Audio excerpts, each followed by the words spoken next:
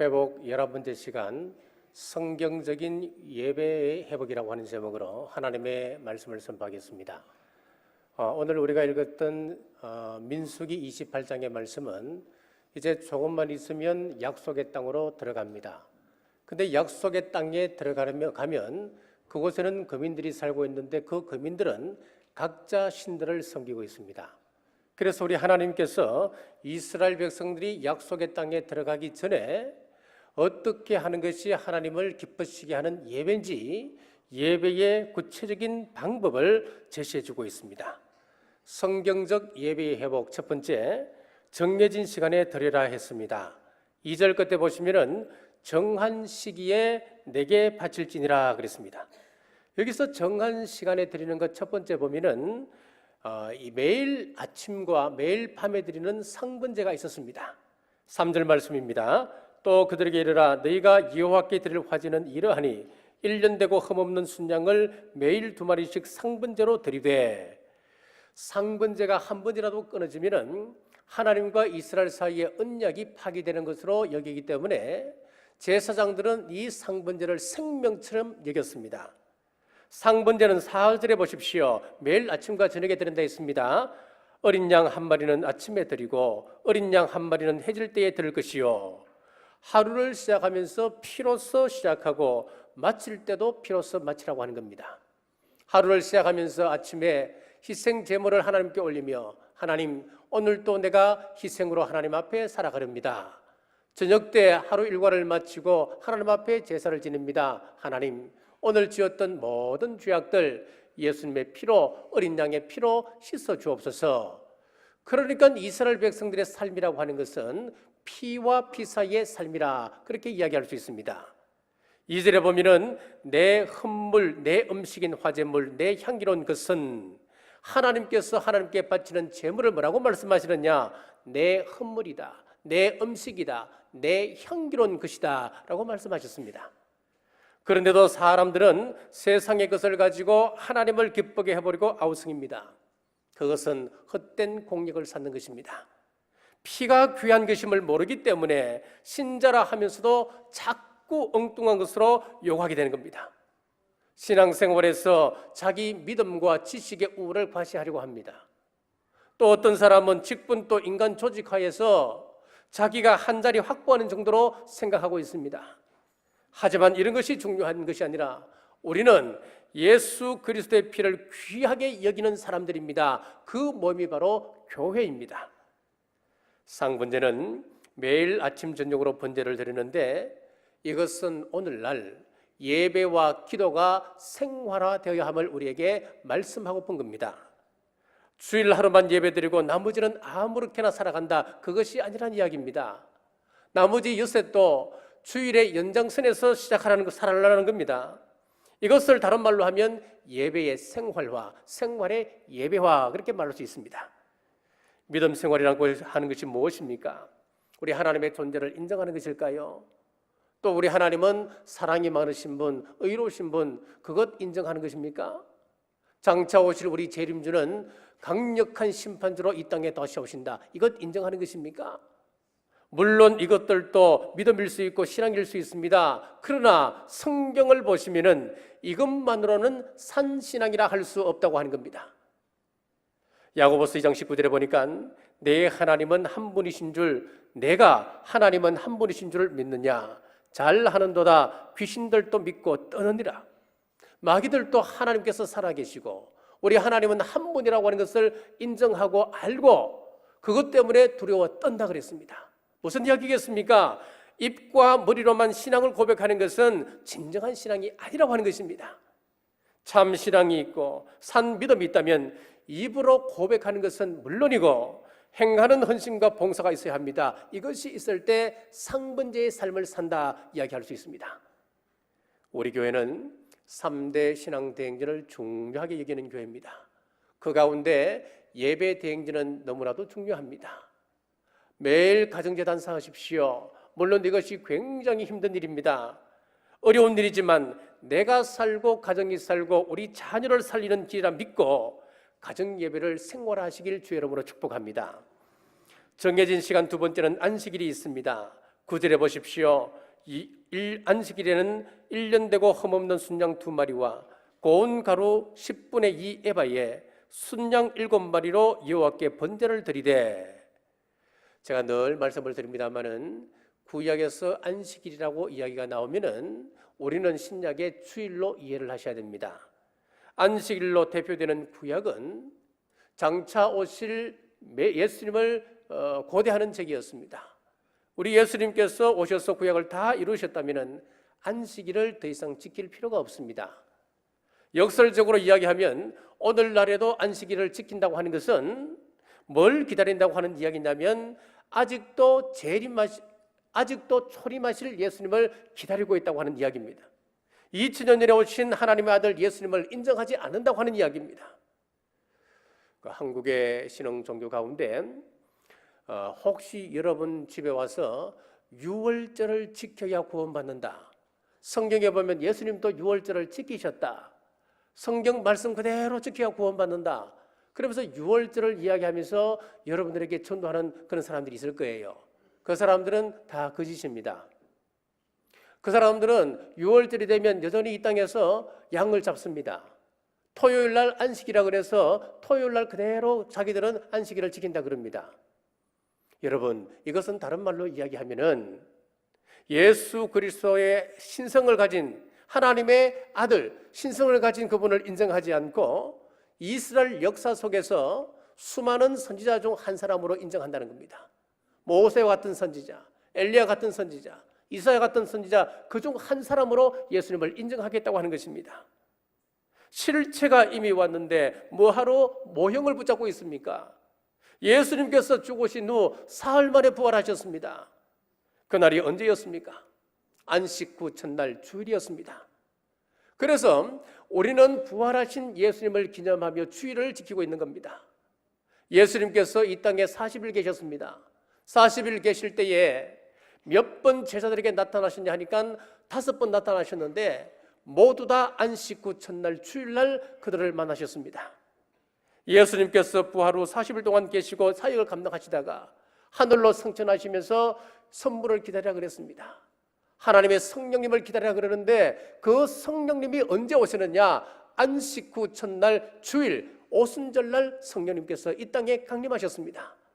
그래서 초대교회 성도들은 자연스럽게 주님의 부활을 기념하며 안식일을 대신에 주일을 가지고 안식일 개념으로 지키게 되었습니다. 그러면 우리가 주일을 어떻게 지켜야 하겠습니까? 거룩하게 지켜야 합니다. 거룩이라고 하는 원래 뜻을 살펴보면 구별이라고 하는 뜻을 가지고 있습니다. 우리를 성도라 그러지요. 성도라고 하는 것은 구별된 사람이라고 하는 뜻입니다. 오늘 남부교회 이 제단에 나왔습니다. 이 성전에 나왔습니다. 우리가 성전이라고 이야기할 때 이 성전이라고 하는 것은 구별된 장소, 그런 뜻을 가지고 있어요. 성일이라고 이야기합니다. 오늘은 주일입니다. 이날은 구별된 날, 그런 뜻을 가지고 있는 거예요. 구별된 공간, 구별된 시간이 없으면 그 사람은 신앙이라 할 수가 없습니다. 구별된 공간을 갖지 않으면 주일날 교회에 나오는 것, 이거 대수롭지 않게 생각합니다. 대수롭지 않게 빠지게 됩니다. 뭐 주일이 오늘만 주일이냐? 그리고 이 자리에만 예수님께서 계시고 하나님 계시냐? 깔뱅이 그런 말을 합니다. 모든 만물 속에는 하나님의 신성이 들어있다 그랬습니다. 깔뱅이 그런 말을 했는데 꼭 하나님이 이 성전에만 계시고 이곳에서 예배드려야만 하나님께서 받으시냐? 오늘은 산에 가서 예배드리지 등산 가는 거 보통으로 얘기입니다. 그런 사람은 구별을 모르기 때문에 그렇습니다. 물론 하나님께서는 어느 곳에나 계시지요. 반드시 성도들은 구별된 장소가 있어야 합니다. 그리고 시간적으로도 주일은 다른 날과 구별된 날입니다. 그래서 이 하루는 하나님을 위하여 영혼을 구원하는 일에 사용되어야 되지 죄 짓는 데 이 시간을 사용하면 큰일 날 일이지요.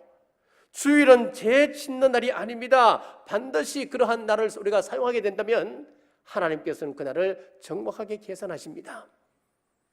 히틀러가 1913년 10월 17일 영국을 침공했습니다. 그날이 무슨 요일인 줄 아십니까? 주일날 아침이었습니다. 당시만 하더라도 영국은 전 국민이 예배드리는 나라였습니다. 전 국민이 예배드리는 그날, 그리고 안식하고 쉬는 그 시간, 영국을 침공하면 쉽게 함락할 수 있으리라 히틀러가 생각했습니다. 그런데 웰링턴 장군의 반격으로 이 히틀러는 비참하게 무너지고 결국은 그는 비참한 최후를 맞는데 자살로 인생을 마감하게 되었습니다. 1941년 12월 18일 일본이 미국 진주만을 기습 공격을 합니다. 그날 또 무슨 요일인 줄 아십니까? 주일날 아침이었습니다.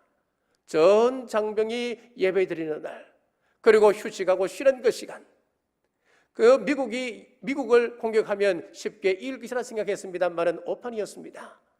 그로부터 약 4년 후에 원자탄 한 발로 말미암아 일본은 항복하고 말았습니다. 1950년 6월 25일 북한이 대한민국을 공격해 옵니다. 그날 역시 주일 새벽이었습니다. 하나님의 은혜로 낙동강 저승까지 남아있지 않았습니다만은 유엔군이 들어오고 하나님의 은혜로 이 나라가 다시 일어났습니다. 그들은 압록강까지 쫓겨갔습니다. 결국 북한의 정권은 세계에서 가장 가난한 정권이 되고 말았습니다.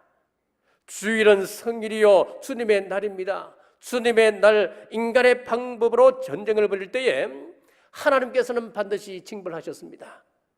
그러므로 주일을 자신의 유익을 위해서 서는 날이 아니라고 하는 것을 기억하십시오. 자신의 욕심을 채우기 위해서 일하는 날이 아닙니다. 하나님의 영광을 위하여 구별된 예배가 있는 날로 삼으시길 주님의 이름으로 축복합니다. 자, 이렇게 시간을 구별하면 하나님께서 우리에게 약속하신 복이 있습니다. 이사야 58장 14절입니다. 내가 여호와 안에서 즐거움을 얻을 것이라. 내가 너를 땅의 높은 곳에 올리고 내 조상 야곱의 업으로 기르리라. 즐거움을 얻고 땅의 높은 곳에 올린다. 존귀하게 만들어준다는 이야기입니다. 오늘 우리 장로님도 기도를 했습니다만은 참 이 나라가 역사적으로 살펴보면은 굉장히 똑똑한 민족이었잖아요. 똑똑하다 보니까 조선시대만 살펴보더라도 사색 당파 때문에 이 나라가 앞으로 전진을 못합니다. 지금 이 나라를 보면은 정파 싸움 때문에 앞으로 나아가지를 못합니다. 조선시대는 사색 당파 싸움, 지금은 이런 여러 가지 정당으로 나뉘어져서 치열하게 싸우고 있는데, 조선시대를 보면 왕이 자기 자리를 유지하기 위하여서 왕자를 죽입니다. 왕손 죽이는 것 보통으로 생각했습니다. 지역 간의 갈등의 골도 깊습니다. 동서 간의 화합의 그 장은 언제 이루어질지 끝이 보이지를 않습니다. 남북으로 갈라진, 이념으로 갈라진 이 나라를 보면은 하나님께서 개입해 주시지 않는다면 답이 보이지 않습니다. 술과 담배, 노름을 좋아합니다. 변화를 거부하고 세국 정책을 폈습니다. 그런데 하나님의 은혜로 이 언둔의 땅에 복음이 들어왔습니다. 아펜젤러 같은 선교사님을 비롯한 수많은 선교사님들이 자신의 안락을 포기하고 가난하고 질병이 난무한 이 땅에 들어와서 하나님의 복음을 심었습니다. 교육이 없습니다. 무지했습니다. 너무나 가난했습니다. 학교를 세웠습니다. 질병 퇴치를 위하여 병원을 세웠습니다. 결국 이 복음으로 말미암아 무너져 가던 이 대한민국이 어떻게 살아났습니까? 교회에 나와 예배드리는 나라가 되었습니다. 전 국민의 5분의 1이 주일이면 함께 나와 예배드리는 개신교는 대한민국이 유일합니다. 하나님께서 예배하는 개신교로 대한민국을 세워주셨는데, 하나님께서 이 대한민국을 높이 세워주셔서 존귀하게 만들어주시는데, 인구 비율로 따져보면 세계 1위 선교 대국으로 우뚝 서어져 있습니다. 저는 믿습니다. 마지막 때 마지막 품꾼으로 우리 대한민국을 높이 들어 사용하실 줄 믿습니다. 주일이라고 하는 것을 우리가 자칫 잘못 생각하면 우리를 옥매는 줄로 생각합니다. 내 평생 신앙생활 되돌아볼 때에 남들은 주일날 등산 가고 개모임하고 해외여행도 자주 가는데 너무너무 억울하고 분통 터진다. 나는 예배 때문에 그것 한번 제대로 누려보지 못하고 너무 허무하다, 그런 생각을 하십니까? 여러분, 그렇지 않습니다. 이것이 나를 지켜주는 축복입니다. 버거슨 교수가 이야기했습니다. 유럽이 쇠퇴하게 된 것은 교회가 사라지고 하나님을 버렸기 때문이다라고 했습니다. 바꾸어 이야기하면 하나님을 이 민족이 경배하고 예배를 소중히 여긴다면 이 민족은 마지막 때 더 흥할 수밖에 없습니다. 지금 이 나라가 끝이 보이지 않지요? 여러분 너무너무 답답하시지요? 하나님은 분명히 우리에게 말씀합니다. 우리가 이 원칙을 지켜나가면은 하나님께서는 반드시 이 원칙에 대한 복을 허락해 주신다. 우리가 이 민족이 기독교가 제대로 세워지고 예배가 이 땅 민족에 다시 한번 회복된다고 한다면은 하나님께서 과거의 그 영광스러웠던 기독교의 역사를 다시 한번 이 나라에 허락해 주십니다. 그래서 오늘 우리 장로님께서 대통령을 비롯한 정치 위정자들이 지혜를 가지고 비전을 가지고 이 민족을 인도해 나가라고 이렇게 기도하지 않습니까? 참 가슴에 와닿습니다. 여러분 다른 것 없습니다. 이 원칙 세워나가면은 하나님께서는 반드시 세워주시는데 이상하게도 이 정권은 참 그냥 기독교를 탄압하는 쪽으로 방향을 틀고 있으니까 우리는 더욱더 기도해야 됩니다. 그렇다고 해서 우리 기독교가 무너지는 것 아니겠습니다만은 우리에게 어려움이 있을 거예요. 어려움이 있지만 더욱더 기도함으로 하나님께서 이 역사 가운데 개입해 주실 때에 하나님께서는 반드시 이 민족을 세워주시라 믿으시길 간절히 바랍니다. 그렇습니다. 예배를 소중히 여기면 하나님께서 여러분의 가정을 높이 세워주십니다. 이 예배 정신을 우리 자녀들에게 철저히 심어준다면 하나님께서 여러분의 자녀를 높이 세워주실 줄 믿으시길 주의 이름으로 축복합니다. 성경적 예배 회복 두 번째는 반드시 마음을 다하는 예물이 필요했습니다. 4절 말씀을 보십시오. 어린 양 한 마리는 아침에 드리고 어린 양 한 마리는 해질 때에 드릴 것이요. 아침과 저녁으로 드리는 이 상분제에는 흠없는 순양 2마리가 사용되어졌습니다. 1년 365일 했을 때 730마리의 순양이 들어갔습니다. 안식일에도 순양 2마리가 들어갑니다. 오늘 우리가 읽지는 않았습니다만은 그 뒤에 보면 매월 초에 드리는 월삭이 있습니다. 월삭 때는 수송아지 2마리와 순양 7을 또 드리게 되었습니다. 이렇게 모든 제사에는 반드시 예물이 필요했습니다. 여기에는 예외가 없었습니다. 왜 구약에서 하나님은 가난한 사람들의 친구시고 과부의 아버지시고 고아의 아버지시고 늘 가난한 사람을 생각하신다 말씀하시면서 왜 모든 사람들에게 이 무거운 짐을 맡기시는 걸까요? 가난한 사람들에게도 예외가 없었습니다. 당신은 가난하니까 아무것도 가져오지 않아도 된다 그렇게 말하지 않았어요. 수송아지 순양이 없으면 비둘기라도 바쳐라. 비둘기를 바칠 형편이 못 되면 고운 가루로도 바쳐라. 왜 반드시 제물을 들고 오라 했을까요? 제사의 의미를 이해하지 못하면 우리의 예배 생활이 전혀 의미가 없습니다. 어떤 사람은 예배를 설교 들으러 오는 것으로 이해하는 사람이 있습니다. 물론 설교 중요합니다. 설교를 들으셔야 우리 마음이 변화됩니다. 중요하지요. 그러나 설교를 들으려면 꼭 남부교에 나와서 설교를 들을 필요는 없는 거예요. 기독교 방송을 들어보십시오. 얼마나 선택의 폭이 넓어졌습니까? 5, 6군데 원하는 채널을 틀 수가 있어요. 털면은 주옥 같은 설교가 쏟아집니다. 기라슨 같은 목사님들의 설교가 얼마나 쏟아졌는지 몰라요. 그분들의 설교하고 제 설교는 비교가 안 됩니다. 그분들 설교 들으면 귀에 속속 들어옵니다. 논리 정렬하게 알아듣게 잘합니다. 그런데 왜 여러분들이 힘들게 이 자리에 나와서 예배에 참석하는 겁니까? 예배를 설교 듣는 것으로 생각한다면 집에서 소파에 앉아 편안한 마음으로 설교 들으면 됩니다. 굳이 남부교회까지 올 필요가 없습니다. 잘 들으셔야 됩니다. 예배는 2가지 의미가 있어요. 하나는 내가 하나님 앞에 가지고 나가는 것이 있습니다. 그러면 하나님께서 받으시고 우리에게 주시는 것이 있습니다. 이 2가지예요.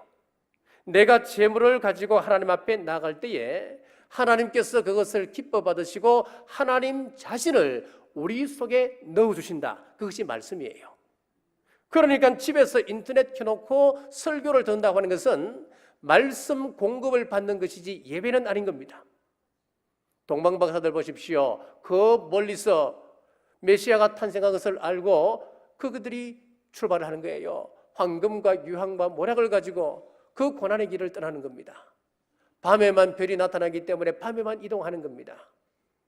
그들이 귀한 분이 났으니까 또 멀기 때문에 종들을 시켜서 인편에 속달로 아니면 등기로 보내든지 그렇게 할 수 있잖아요. 그렇게 하지 않고 직접 그 예물을 들고 가는 거예요. 이것이 예배입니다. 자, 그러면 그러죠. 돈 없는 사람은 교회 못 다니겠네, 그렇게 이야기할 겁니다. 아닙니다. 구약의 제물이라고 하는 것은 신약에서 분명히 말씀합니다. 구약의 제물은 우리 예수 그리스도를 예표한다 그랬습니다.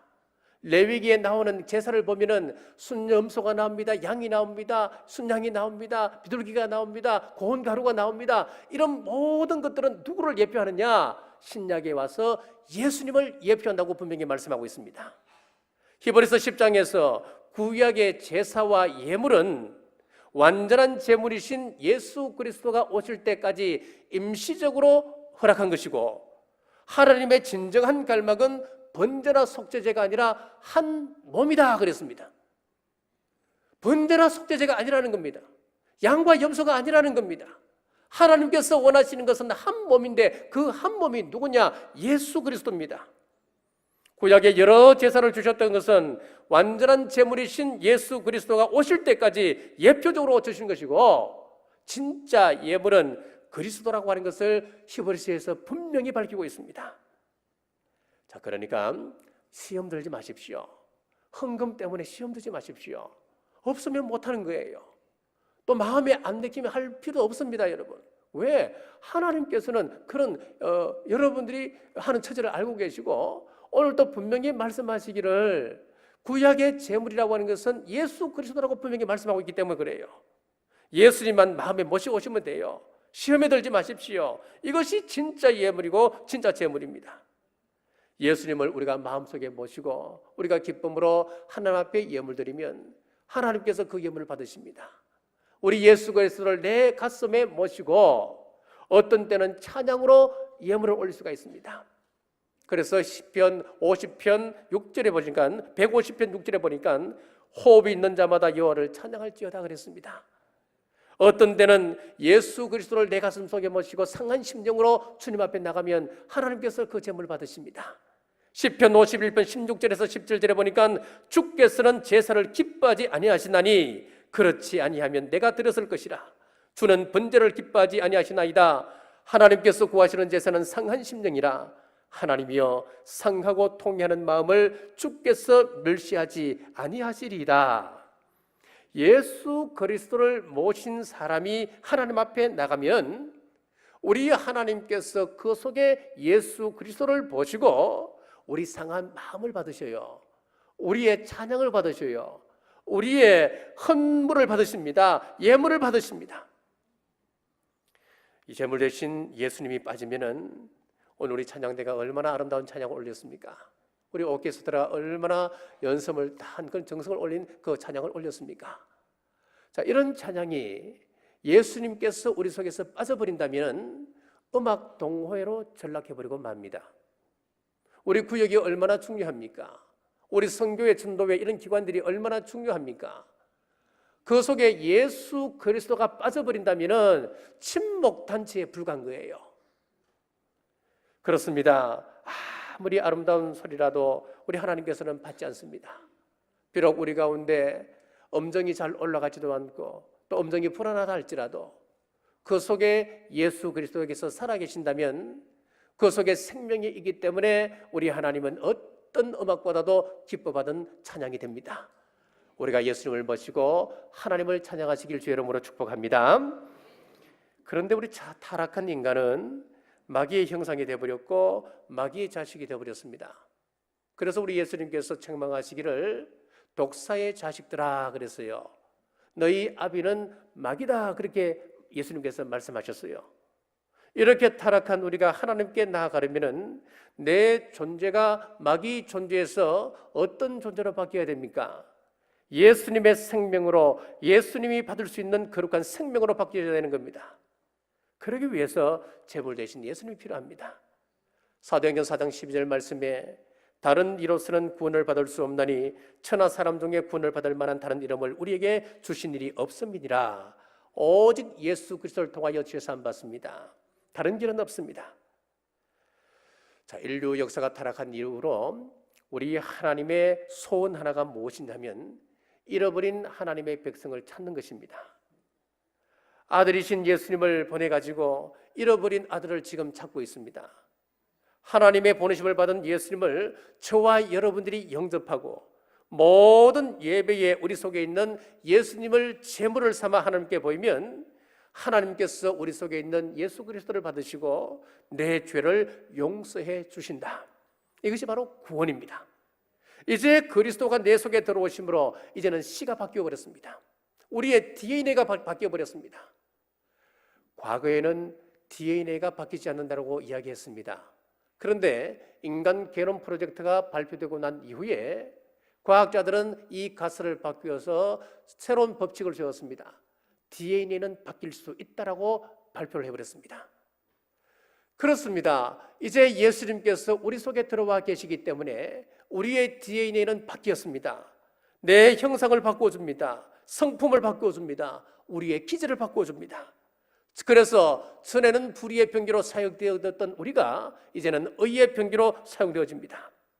성경을 공부하고 열심히 우리가 기도하고 신앙의 훈련을 할 때마다 내 속에 예수님으로 점점 채워지기 시작합니다. 그러니까 점점 내 기질이 누구의 기질로 바꿔지는 겁니까? 예수님의 기질로 바뀌어지는 겁니다. 내 속에 채워진 예수 그리스도가 이제는 내 얼굴에 묻어져 나오기 시작합니다. 내 입술로 고백되어지고 찬양으로 나타나고 생활로 드러나기 시작합니다. 이때 사람들이 그 사람을 보고 뭐라고 이야기합니까? 이야, 저 사람이 어떻게 저렇게 바뀔 수가 있지? 예수님이라고 하는 분은 도대체 누군가? 저 사람을 저렇게 바꾸어주는데 저런 분이라면 나도 한번 믿고 싶다.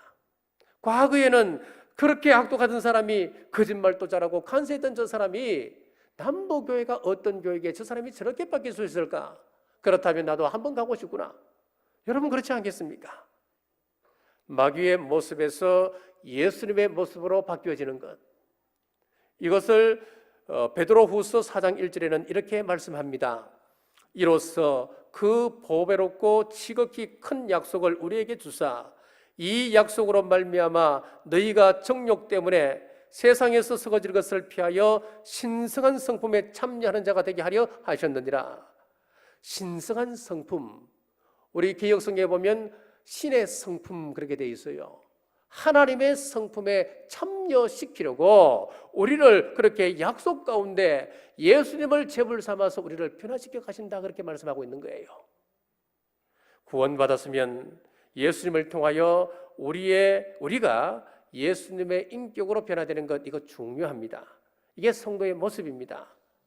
사랑하는 성도 여러분, 예배 때마다 우리의 구원이시고 생명이신 예수님의 피를 가지고 나오시길 주의 이름으로 축복합니다. 나아가서 예수님을 소유한 자요 신성한 성품에 참여하는 자로서 주님의 성품 닮으시길 주의 이름으로 축복합니다. 자, 우리 남북의 공동체가 예수님 이름으로 나가는 정성을 다하는 예배, 성경적인 예배를 회복할 때에 하나님의 기쁨 되는 우리 모두 되시길 주님으로 축복합니다. 기도하겠습니다. 우리의 예배를 받으시되 원리를 소중하게 여기시는 아버지, 오늘 구약의 제사를 따라 우리의 예배가 하나님 앞에서 진실되고 하나님 받으실 만한 예배되게 그 원리를 일깨워주심 감사합니다. 구별된 시간이 있었습니다. 우리들도 시간을 철저히 구별하여 예배에 게으르지 않게 하여 주옵소서. 반드시 제물을 가지고 나갔습니다. 우리의 제물이신 예수님 의지하여 나갈 때에 우리의 허물은 덮으시고 우리 주님의 의로움만이 나타나게 하옵소서. 그리하여 우리 성도들이 우리 가정, 우리의 직장, 우리의 삶의 현장에서 내 속에 함께 계시는 예수 그리스도의 얼굴로 살아가게 하여 주옵소서. 예수님 이름으로 간절히 기도드리옵나이다.